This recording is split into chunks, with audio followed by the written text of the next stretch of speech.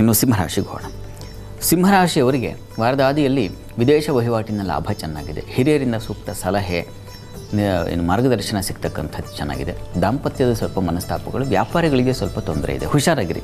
ಹಬ್ಬದ ಹರಿಬರಿಯಲ್ಲಿ ಎಲ್ಲ ಖರ್ಚು ಮಾಡಿಬಿಡ್ಬೇಕು, ಇನ್ವೆಸ್ಟ್ ಮಾಡಿ ತಂದಿದ್ದೆಲ್ಲ ಖಾಲಿ ಆಗಿಬಿಡಬೇಕು ಅನ್ನೋ ತರಾತುರಿಯಲ್ಲಿ ಏನು ಹೋಯಿತು ಕಳ್ಕೊಂಡಿದ್ದೇನು ಅನ್ನೋದು ಗೊತ್ತಾಗೋದಿಲ್ಲ. ಹಾಗಾಗಿಬಿಡುತ್ತೆ. ಬಹಳ ಎಚ್ಚರಿಕೆ ಇರಲಿ. ಹಣ್ಣು, ಹೂವು, ಹಾಲು, ಹೈನು ವ್ಯಾಪಾರಿಗಳೆಲ್ಲ ಬಹಳ ಜಾಗ್ರತೆ ಬೇಕು ಈ ಸಂದರ್ಭದಲ್ಲಿ. ಕಾರಣ ವ್ಯಯಾಧಿಪತಿ ಸಪ್ತಮ ವ್ಯವಹಾರ ಸ್ಥಾನದಲ್ಲಿ ಸಂಚರಿಸಿದ್ರೆ ಕಷ್ಟ ಆಗುತ್ತೆ. ದಾಂಪತ್ಯದಲ್ಲೂ ಹಾಗೆ ಮನೆಯಲ್ಲಿ ಸ್ವಲ್ಪ ಕ್ಲೇಶ ವಾತಾವರಣ, ಕ್ಲಿಷ್ಟ ವಾತಾವರಣಗಳನ್ನು ಸೂಚಿಸುತ್ತೆ. ಹೀಗಾಗಿ ಸ್ವಲ್ಪ ಸಮಾಧಾನ ಬೇಕಾಗುತ್ತೆ. ಆದರೆ ವಿದೇಶ ಸಂಪರ್ಕಗಳು ಮತ್ತೊಂದು ಅಥವಾ ಗುರು ಹಿರಿಯರ ಸಲಹೆ ಇವುಗಳಲ್ಲಿ ಏನೂ ಕೊರತೆ ಇಲ್ಲ. ಒಳ್ಳೆಯ ಮಾರ್ಗದರ್ಶನ ಮಾಡಿದ್ರೆ ಅದನ್ನು ತಗೋಬೇಕಷ್ಟೇ, ತಗೊಳ್ಳೋ ಮನಸ್ಥಿತಿ ಬೇಕಾಗುತ್ತೆ. ಆ ರೀತಿಯಲ್ಲಿ ಒಂದು ಮನಸ್ಸನ್ನು ನೀವು ತಯಾರಿ ಮಾಡ್ಕೋಬೇಕು. ಇನ್ನೊಬ್ಬರು ಹೇಳಿದ್ದಾರೆ ಕೇಳೋಣ ಅಂತಕ್ಕಂಥ ಒಂದು ಸಾವಧಾನ ಬೇಕಾಗುತ್ತೆ. ಇನ್ನು ವಾರದ ಅಂತ್ಯ ನೋಡೋಣ. ವಾರಾಂತ್ಯದಲ್ಲಿ ಸಿಂಹರಾಶಿಯವರಿಗೆ ಲಾಭದ ಗುರುವಿನಿಂದ ಒಳ್ಳೆ ಚೆನ್ನಾಗಿದೆ. ಧರ್ಮ ಶುಭ ಕಾರ್ಯಗಳು, ತಂದೆ ಮಕ್ಕಳು ಸ್ವಲ್ಪ ಸಾಮರಸ್ಯ ಉಂಟಾಗುತ್ತೆ. ಬಂಧು ಸ್ನೇಹಿತರ ಒಡನಾಟ ಚೆನ್ನಾಗಿರುತ್ತದೆ. ಆರೋಗ್ಯ ಸ್ವಲ್ಪ ವ್ಯತ್ಯಾಸ ಆಗುತ್ತೆ. ಅಂತೂ ಯುಗಾದಿ ನಂತರದಲ್ಲಿ ಹಬ್ಬದ ವಾತಾವರಣ ನಿಮ್ಮನ್ನು ಒಂದು ಹೊಸ ದಾರಿಗೆ ಪ್ರವೇಶ ಮಾಡಿಸುತ್ತೆ. ಅದರಲ್ಲಿ ಏನು ಸಂಶಯ ಇಲ್ಲ. ವಾರದ ಆದಿಯಲ್ಲಿ ನಿಮಗೆ ಒಳ್ಳೆಯ ಉತ್ಕೃಷ್ಟವಾದ ಫಲವೇ ಇದೆ. ಯುಗಾದಿಯ ಪ್ರಾರಂಭ ನಿಮ್ಮ ಪಾಲಿಗೆ ಒಂದು ಸಿಹಿ ಬದುಕನ್ನು ಖಂಡಿತ ತಂದುಕೊಡುತ್ತೆ. ಅದರಲ್ಲಿ ಏನು ಸಂಶಯ ಇಲ್ಲ. ಸಿಂಹರಾಶಿಯವರು ನಿರಾಳವಾಗಿರಬಹುದು ಯುಗಾದಿ ಈ ವಾರದ ಮಧ್ಯಭಾಗದ ನಂತರದಲ್ಲಿ. ಪರಿಹಾರಕ್ಕೆ ಏನಪ್ಪ ಅಂತಂದರೆ ಶಿವಕವಚ ಹೇಳ್ಕೊಳ್ಳಿ. ಪ್ರಾರಂಭ ಮತ್ತು ಅಂತ್ಯ ಎರಡನ್ನೂ ಗಮನಿಸ್ಕೊಂಡಾಗ ಆರೋಗ್ಯ ವ್ಯತ್ಯಾಸ ಸೂಚಿಸ್ತಾ ಇದೆ. ಹೀಗಾಗಿ ಶಿವಕವಚವನ್ನು ತಪ್ಪದೇ ಹೇಳ್ಕೊಳ್ಳಿ, ಅದು ನಿಮ್ಮನ್ನು ಕಾಪಾಡುತ್ತೆ. ಇನ್ನು ಕನ್ಯಾ ರಾಶಿಗೆ ಹೋಗೋಣ. ಕನ್ಯಾ ರಾಶಿಯವರಿಗೆ ವಾರದ ಆದಿಯಲ್ಲಿ ಸ್ವಲ್ಪ ವೃತ್ತಿಯಲ್ಲಿ ತೊಡಕುಗಳನ್ನು ಸೂಚಿಸ್ತಾ ಇದೆ. ವೃತ್ತಿಯಲ್ಲಿ ವಿಘ್ನಗಳು, ತೊಡಕುಗಳು. ಸ್ತ್ರೀಯರಿಗೆ ಬುದ್ಧಿಬಲ ಚೆನ್ನಾಗಿರ್ತದೆ. ದಾಂಪತ್ಯದಲ್ಲಿ ತೊಡಕುಗಳು, ಬಂಧು ಸ್ನೇಹಿತರಲ್ಲಿ ಸ್ವಲ್ಪ ತಕರಾರುಗಳು ಬರ್ತಕ್ಕಂಥದ್ದು. ಅವ್ರ ಮನೆಗೆ ಇಷ್ಟರು ಬರ್ತಾ ಇದ್ದಾರೆ ಅಂತಂದರೆ ಯಾಕೆ ಬರ್ತಾ ಇದ್ದಾರೆ, ಹಬ್ಬಕ್ಕೆ ಅವ್ರು ಬರೋದು ಬೇಡ, ನಾವು ಒಬ್ಬರೇ, ಹೀಗೆ ಅದು ಶುರುವಾಗುತ್ತೆ ತಕರಾರು. ಏನೋ ಒಂದು ಮನಸ್ತಾಪಗಳು, ಭಿನ್ನಾಭಿಪ್ರಾಯಗಳು ಬಂದ ಮೇಲೂ ಕಿರಿಕಿರಿ ತಪ್ಪಿದ್ದಲ್ಲ. ಆ ರೀತಿಯ ಒಂದು ಸಂದರ್ಭ ಎದುರಿಸ್ತೀರ ಈ ಒಂದು ಸಂದರ್ಭದಲ್ಲಿ.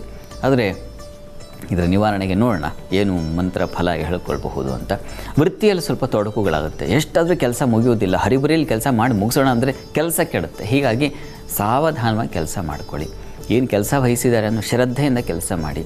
ಇರುತ್ತೆ ಬಹಳ ಮುಖ್ಯವಾದದ್ದು ಕೆಲಸವೇ ಕಾಯಕವೇ ಕೈಲಾಸ ಅಂತ ಪರಶಿವನ ನಿಲ್ಕಾಣೋದಪ್ಪ ಕೆಲಸದಲ್ಲಿ. ಹೀಗಾಗಿ ಅಲ್ಲಿ ಗಡಿಬಿಡಿ ಮಾಡ್ಕೋಬೇಡಿ. ಈ ವಾರದ ಆದಿಯಲ್ಲಿ ಗಮನ ಇರಲಿ. ಇನ್ನು ವಾರದ ಅಂತ್ಯ ಗಮನಿಸೋಣ.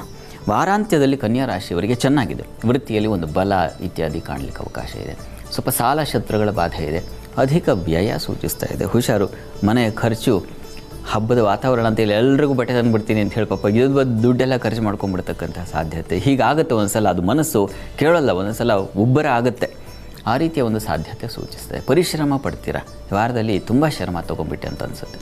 ದಾಂಪತ್ಯ ಸ್ವಲ್ಪ ಮನಸ್ತಾಪಗಳು, ಮನೋವ್ಯಥೆ, ಸ್ವಲ್ಪ ಚಂದ್ರನಿಂದಾಗಿ ಕಹಿ ವಾತಾವರಣ ಇರುತ್ತೆ. ಅಲ್ಲಿ ಶನಿ, ರವಿ ಎಲ್ಲ ಸೇರಿದ್ದಾರೆ ಸಪ್ತಮ ಸ್ಥಾನದಲ್ಲಿ.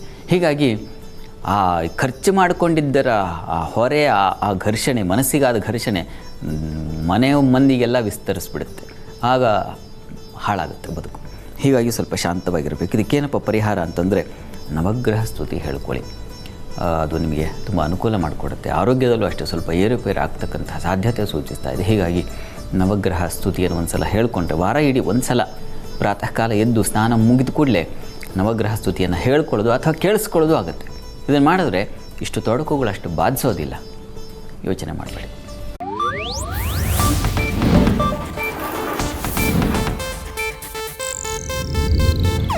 ಇದು ಏಷ್ಯಾನೆಟ್ ನ್ಯೂಸ್ ನೆಟ್ವರ್ಕ್ ಪ್ರಸ್ತುತಿ.